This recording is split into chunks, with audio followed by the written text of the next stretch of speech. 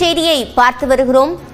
அடுத்த ஆண்டுக்கான ஐபிஎல் போட்டி மார்ச் 14ஆம் தேதி தொடங்குவதாக பிசிசிஐ அறிவித்திருக்கிறது. இது தொடர்பான கூடுதல் விவரங்களை செய்தியாளர் சடையாண்டியிடம் கேட்கலாம்.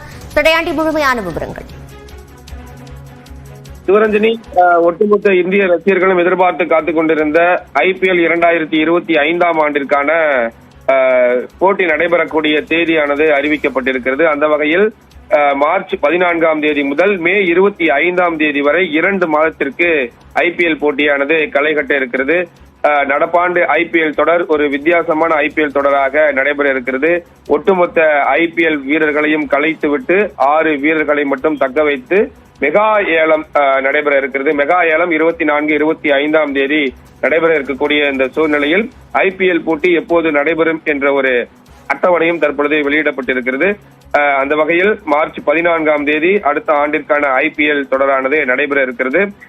சென்னை சூப்பர் கிங்ஸ் அணியில் மகேந்திர சிங் தோனி இடம் பிடித்திருக்கக்கூடிய இந்த சூழ்நிலையில் இந்த ஐபிஎல் தொடர் கடைசி ஐபிஎல் தொடராக தோனிக்கு இருக்கும் என்ற ஒரு எதிர்பார்ப்பும் நிலவிக் கொண்டிருக்கக்கூடிய இந்த நிலையில்தான் தற்பொழுது அந்த ஐபிஎல் போட்டிற்கான தேதி அறிவிக்கப்பட்டிருக்கிறது. சிவரஞ்சனி, விவரங்களை வழங்கியமைக்கு நன்றி சடையாண்டி.